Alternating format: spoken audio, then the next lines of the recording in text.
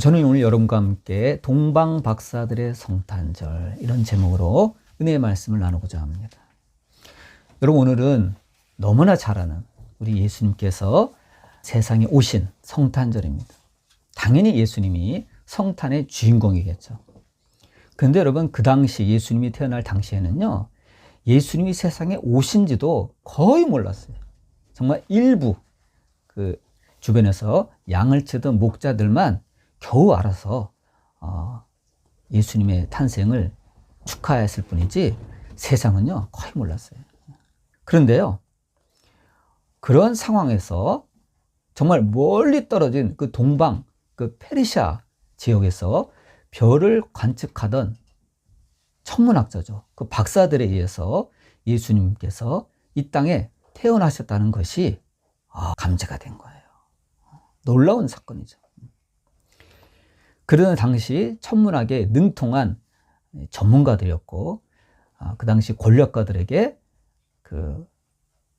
이러한 천문 현상을 보고 국정을 자문하던 그러한 지식인들이었습니다. 근데 그들은요, 이 유대인의 왕이 태어났다는 이 사실을 알고 그것을 경배하고자 긴 여행을 시작했다는 거예요. 정말 신비한 거죠, 여러분. 그 먼 곳에서 그 옛날 그 교통도 불편하고 여러 가지 그 상황이 어려운 가운데 그들은요, 그 상인들이 장사하던 그 무용로를 따라서 무려 1300km 정도를 여행한 것입니다. 한 직선 거리는 1000km 정도 돼요. 그러나 이 실제 길은 꼬불꼬불하니까 1300km. 어떤 학자들은 1500km다 이렇게 말하는 사람들이 있습니다. 그 길에서 혼자만 왔겠어요? 그 지체 높은 양반들이 수행은 또 있었겠죠. 수행을 거느리고 낙타를 타고 오는데 여러분 얼마나 힘들겠어요. 그 옛날 비용도 많이 들고 또 잠자리도 불편하고 얼마나 힘들겠어요. 그러나 그 예수님, 아기 예수님을 만나보고 경배하고자 그 많은 그 비용과 수고와 그 노고를 마다하지 않고 온 거예요. 연구가들은 이분들이 하루에 낙타를 타고 수행원들과 함께 약 한 30km 정도를 전진한다 볼 때 빨라야 그 유대 나라까지 2개월, 늦으면 4개월이 걸린다. 중간 한 3개월이 걸린다 해도 여러분 어마어마한 그 시간이죠. 그 노고를 마다하지 않고 온 거예요. 그러니까 동방 박사들이 실제로 이 베들레헴에 와서 예수님을 만났을 때 예수님의 그 나이가요, 갓 태어난 아이가 아니에요. 신생하지만 대략 한 3개월 정도 지났다고 보는 것이 맞을 겁니다. 이 누가복음에는 이 지역에 살던 목자들이 천사로부터 그 소식을 듣고 와서 강보에 쌓인 구유에 누인 그 예수님을 봤지만 이 동방 박사들이 예수님을 아련하러 왔을 때는 한 3개월 정도로 성장했다고 보면 틀리지 않을 거예요. 근데 여러분 좀 이상하지 않아요? 예수님이 자기네 나라 왕도 아니잖아요. 그렇죠? 가까운 옆에 이웃 나라 왕도 아니잖아요. 그런데 무려 최소한 1300km 떨어진 곳에 와서 경배하겠다고 나섰다는 것은요, 이 아기 예수님이 이스라엘만을 위한 왕이 아니라는 거예요. 뭐죠? 만왕의 왕이시라는 거예요. 온 세상을 통치할 만왕의 왕이시기 때문에, 그 정도의 수준과 레벨이기 때문에 이분들이 예수님을 경배하라고 온 것입니다. 모든 그 고생을 감수하고 온 거예요. 그런데요, 아무리 이 위대한 학자들이라 할지라도 실수를 해요. 여러분, 그들이 무슨 실수를 했죠? 가장 중대한 시점에 그들이 예루살렘, 아니 유대 땅을 건너와서부터 실수가 시작됩니다. 그건 뭡니까? 이 사람들이 예수님은 만왕의 왕이니까 적어도 왕궁에서 태어났겠지, 그러한 상식에 빠진 거예요. 여러분, 우리도 그럴 수 있어요. 여러분, 왕이 아무 데나 태어나요? 그것도 만왕의 왕이 상식적으로 볼 때 당연히 왕궁이다 이거예요. 그런 선입견을 갖고 이들이 있었던 겁니다.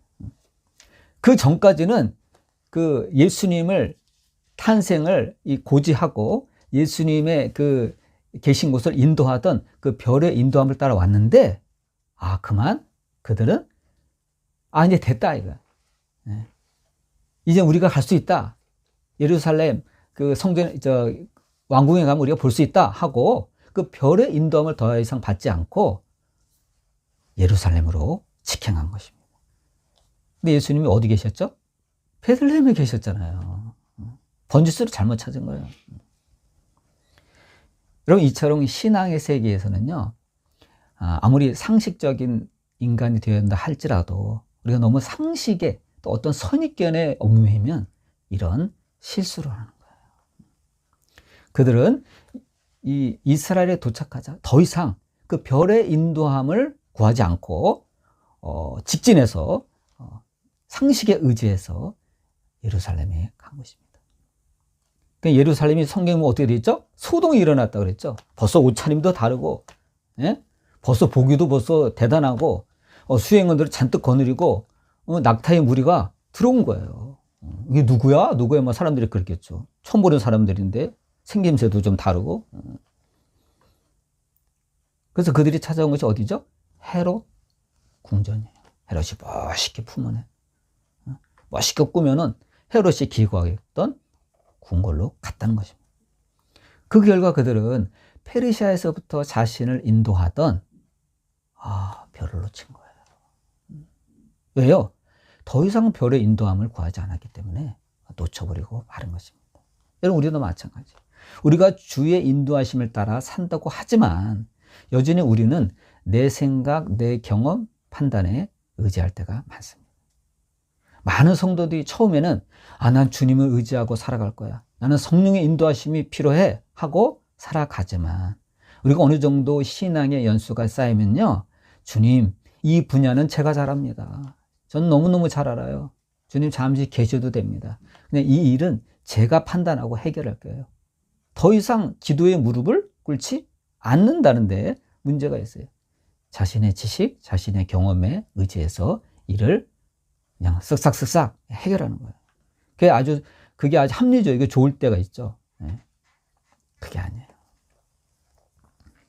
그럴 때 동방박사들이 자신을 인도하던 그 신령한 별을 놓치는 것처럼 우리도 성령의 인도하심을 놓칠 때가 있다는 것입니다. 여러분, 우리가 신앙인이 성령의 인도하심을 놓치면 어떻게 되죠? 혼돈에 빠지는 거예요. 근데 이 동방박사들도 그런 거예요. 성경에 보면 이 동방박사들이 예루살렘에 나타났을 때 큰 소동이 일어났다고 기록하고 있습니다. 마태가 그렇게 기록을 했어요. 이렇게 되어 있어요. 마태복음 2장 2절에서 3절에 이렇게 기록되어 있습니다. 유대인의 왕으로 나신 이가 어디 계시냐? 우리가 동방에서 그의 별을 보고 그에게 경배하러 왔노라 하니 헤롯 왕과 온 예루살렘이 듣고 소동한지라. 깜짝 놀란 거예요. 아니, 이 땅의 왕은 헤롯인데 무슨 왕이 또 태어나? 깜짝 놀란 거예요. 헤롯이 진짜 놀랬겠죠. 위기감을 느꼈겠죠. 뭐 나 말고 또 왕이 있어? 나 이 권력은 어떻게 되는 거야? 깜짝 놀랐겠죠. 여러분, 동방박사들이 지금 길을 바르게 든 겁니까? 잘못 든 거예요. 지금 다른 번지수를 찾아간 거예요. 그때 동방박사 앞에 누가 나타납니까? 헤롯이 나타나는 거예요. 음흉하고 간교한 헤롯이 동방박사 앞에 나타나는 것입니다. 여러분, 만일 동방박사들이 페르시아에서부터 인도하던 그 별을 놓치지 않고 그 별의 인도함을 따라 갔다면 중간에 헤롯 왕을 거치지 않고 베들레헴, 예수님이 태어나신 곳까지 도달했을 것입니다. 사실 동방박사들이 그 별을 놓치고 자신의 상식에 의지해서 궁전에 가서 헤롯을 만났기 때문에 어떻게 된 거예요? 아기 예수님의 목숨이 위험해진 겁니다. 여러분, 나중에 어떻게 되죠? 예수님의 계신 곳을 찾지 못하자 헤롯이 어림짐작해서 2살 이하의 아기를 그때 그 해에 다 죽였어요. 와, 동방박사들 이럴 줄 알았나요? 몰랐죠. 그래서 사람은 실수하는 존재인가 봐요. 그렇지만 이미 엎질러진 물입니다. 동방박사들의 이 방문에 놀란 이 헤롯이 어떻게 해요? 제사장들을 집합시키고 서기관들을 다 모이게 해가지고 알아보라. 이 사람들의 말이 맞냐? 이 사람들도 아직 못 찾았다고 하는데 메시아가 어디서 나겠느냐? 하고 자문을 구합니다. 그때 이 서기관들이, 그 똑똑한 서기관들이 이런 말을 합니다. 왕이시여, 미가서 5장 2절에 메시아는 작은 고을 베들레헴에 난다고 예언이 되어 있습니다. 뭐라고? 베들레헴? 오, 그 작은 베들레헴? 그럼 우리가 가서 뒤지면 되겠구나. 이 베들레헴은요, 아주 작은, 보잘것없는 작은 고을이지만 메시아가 그곳에서 태어난다는 거예요. 그들은 성경 지식이 완벽했습니다. 그러나 중요한 거는요, 지금 아기 예수님이 탄생했다는 것을 우리가 알고 이곳까지 경배하러 왔다고 이 동방박사들은 그러는데, 그들은요, 아기 예수님이 베들레헴에서 태어나게 된다고 그 예언의 말씀, 그 지식을 알고 있으면서도 그들은요, 한 명도 아기 예수님을 경배하러 베들레헴으로 떠나지 않았습니다. 여러분, 베들레헴이, 이 예루살렘에서 이 베들레헴까지 거리는요, 불과 8km예요. 8km밖에 안 돼요, 여러분. 응?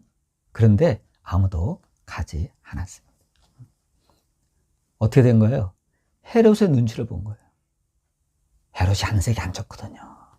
긴장하고 있거든요.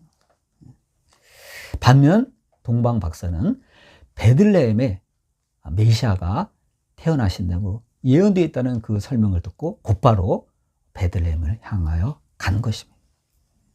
여러분, 이것은 우리에게 무엇을 가르쳐 줍니까, 여러분? 우리는 성경을 얼마나 많이 아느냐가 중요한 게 아니라 그 아는 지식을 얼마나 실천하느냐가 더 중요하다는 것을 우리에게 말씀해 주고 있습니다. 서기관들은 메시아가 베들레헴에서 태어난다는 것을 알면서도, 그리고 이미 태어났다는 것을 알면서도 권력의 눈치를 보고 불과 8km 거리인데도 확인하려 들지 않았습니다.